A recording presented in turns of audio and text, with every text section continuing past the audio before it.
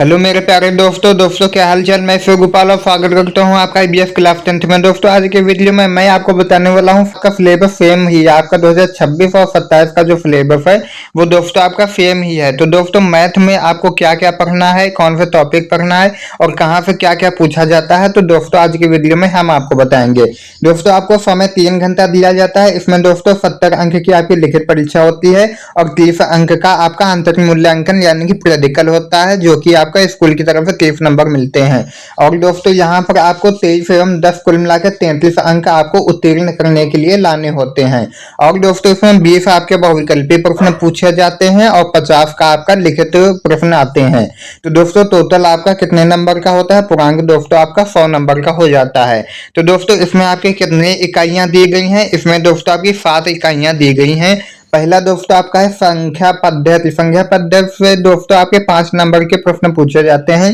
बीज गणित से दोस्तों आपके 18 नंबर के प्रश्न पूछे जाते हैं। निर्देशांक ज्यामिति से दोस्तों 5 नंबर के और ज्यामिति से दोस्तों आपके 10 नंबर के और त्रिकोणमिति से दोस्तों 12 नंबर पूछे जाते हैं और मेंसुरेशन से दोस्तों आपके 10 नंबर के क्वेश्चन पूछे जाते हैं। सांख्यिकी तथा प्रायिकता से दोस्तों आपका 10 नंबर के क्वेश्चन पूछे जाते हैं। टोटल दोस्तों आपके 70 नंबर पूछे जाते हैं। अब दोस्तों आपका देख लेते हैं कि संख्या पद्धति में आपके कौन कौन से चैप्टर आते हैं। पहला चैप्टर आपका है वास्तविक संख्याएं।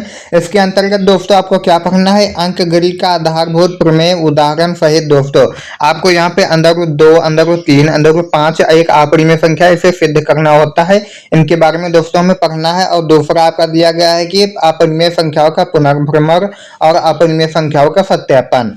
इकाई 2 में दोस्तों आपका है बीज गणित। बीज गणित में दोस्तों कौन से चैप्टर आते हैं? पहला आपका है बहुपद। बहुपद में हमें पढ़ना होता है बहुपद के शून्यांक, द्विघात बहुपदों के गुणांकों और शून्यकों के मध्य संबंध। और दोस्तों दूसरा आपका है दो चर वाले रैखिक समीकरण युग्म। इसमें दोस्तों हमें पढ़ना है एक रैखिक समीकरण युग्म को हल करने की बीजगणितीय विधि। यहाँ पर दोस्तों आपकी अब 2 ही विधि बची हैं, एक प्रतिस्थापन विधि बची है और दूसरी आपकी विलोपन विधि। और दोस्तों पहले यहाँ पर आपकी 4 विधि हुआ करती थी। एक था आपका वज्रघूर्ण विधि और आपका यहाँ पे श्रीधराचार्य सूत्र लगता था। यहाँ पर अब दोस्तों तीसरा आपका है द्विघात समीकरण। यहाँ पर दोस्तों आपको पढ़ना होगा मानक द्विघात समीकरण ax² plus bx plus c बराबर 0। यहाँ पर a का मान 0 नहीं होना चाहिए, a डज नॉट 0। द्विघात समीकरणों केवल वास्तविक मूल का द्विघात सूत्रों द्वारा गुणनखंड द्वारा हल निकालना, द्विघात समीकरण का विविक्तकर और उनके मूलों के प्रकृति के बीच संबंध, द्विघात समीकरण का दैनिक जीवन में अनुप्रयोग तथा इन पर आधारित इबारती प्रश्न दोस्तों यहाँ से पूछे जाएंगे। और दोस्तों चौथा आपका दिया गया है कि समांतर श्रेणियां। यहाँ से दोस्तों आपको क्या पढ़ना है? पहला दोस्तों आपको पढ़ना है कि समांतर श्रेणी के nवें पद की व्युत्पत्ति तथा समांतर श्रेणी के प्रथम n पदों का योग सामान्य जीवन पर आधारित प्रश्नों को हल करने के लिए इसका अनुप्रयोग। इन सभी टॉपिक के दोस्तों हमारे चैनल पर तैयारी करवाई जाएगी, इसलिए हमारे चैनल को सब्सक्राइब करके रख लेना। और दोस्तों यहाँ पर आपका इकाई 3 आपका है निर्देशांक ज्यामिति। इसके अंतर्गत दोस्तों कौन कौन से आपके आएंगे? पहला दोस्तों आपका आएगा रेखा द्विविमीय, जिसमें दोस्तों हमें पढ़ना होगा निर्देशांक ज्यामिति की अवधारणा, रैखिक समीकरणों के ग्राफ, दूरी सूत्र, विभाजन सूत्र और आंतरिक विभाजन। फिर दोस्तों आपका आ जाता है इकाई 4। इसमें ज्यामिति पढ़ना है। ज्यामिति में कौन कौन से आपके दिए गए हैं चैप्टर? पहला दोस्तों आपका त्रिभुज। इसमें हमें पढ़ना है समरूप त्रिभुज की परिभाषा, उदाहरण और प्रति उदाहरण। और दोस्तों पहला आपका त्रिभुज की एक भुजा के समांतर खींची गई रेखा त्रिभुज के शेष 2 भुजाओं को समान अनुपात में विभाजित करती है। यह दोस्तों प्रमेय हमें सिद्ध करनी होगी। दूसरा आपका है त्रिभुज के 2 भुजाओं को समान अनुपात में विभाजित करने वाली रेखा तीसरी भुजा के समांतर होती है। और तीसरी आपकी प्रमेय है कि यदि 2 त्रिभुजों में संगत भुजाओं का एक युग्म अनुपातिक हो और आंतरिक कोण बराबर हो तो त्रिभुज समरूप होते हैं। और दोस्तों चौथी प्रमेय आपकी क्या है कि यदि 2 त्रिभुजों में संगत कोणों का एक युग्म बराबर हो और उनकी संगत भुजा अनुपातिक हो तो त्रिभुज समरूप होते हैं। आपका पांचवा दोस्तों है कि एक त्रिभुज का एक कोण दूसरे त्रिभुज के संगत कोण के बराबर हो तथा उनकी संगत भुजा अनुपातिक हो तो त्रिभुज समरूप होगा। यह दोस्तों हमें 5 इसमें पढ़नी होती है प्रमेय। फिर दोस्तों आपका आ जाता है वृत्त। वृत्त के में दोस्तों हमें पढ़ना है वृत्त की स्पर्श रेखा स्पर्श बिंदु।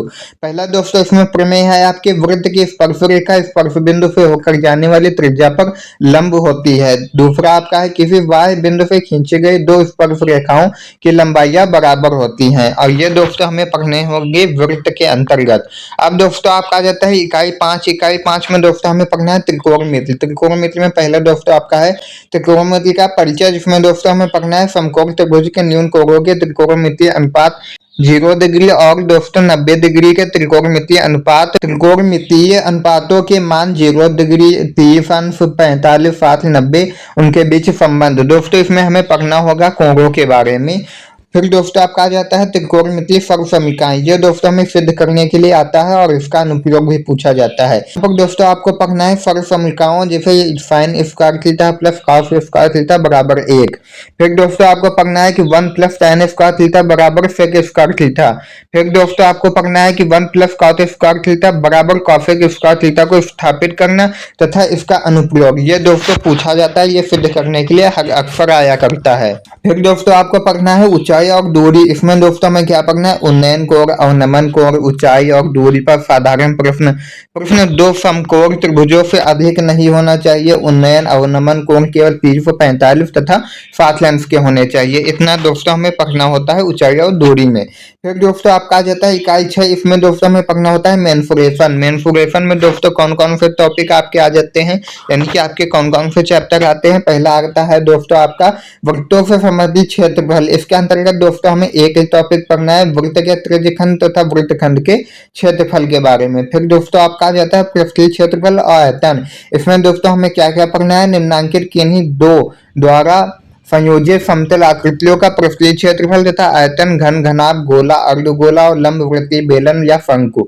मिश्रित प्रश्न दोस्तों आपका दो भिन्न तरह के ठोसों का संयोजन से संबंधित प्रश्न, इससे अधिक नहीं पूछा जाएगा। फिर दोस्तों आपका आ जाता है इकाई 7 सांख्यिकी तथा प्रायिकता। इसमें दोस्तों हमें क्या पढ़ना है सांख्यिकी में दोस्तों हम पढ़ेंगे वर्गीकृत आंकड़ों का माध्य माध्यिका तथा बहुलक।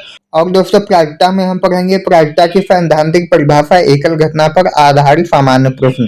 तो दोस्तों ये रहता है आपका क्लास 10th का मैथ का सिलेबस। ये दोस्तों आपका नीचे प्रोजेक्ट वर्क दिया गया है आंतरिक मूल्यांकन, जो कि स्कूल की तरफ से होता है। तो आई होप दोस्तों ये वीडियो आपको पसंद आया होगा। अगर पसंद आया हो तो वीडियो को लाइक कर देना। अगर दोस्तों आप इसका पीडीएफ नोट्स लेना चाहते हैं तो दोस्तों वीडियो के डिस्क्रिप्शन बॉक्स में आपको लिंक मिल जाएगा, आप वहां से ले सकते हो। मिलते हैं एक नई वीडियो के साथ, तब तक के लिए जय हिंद, वंदे मातरम।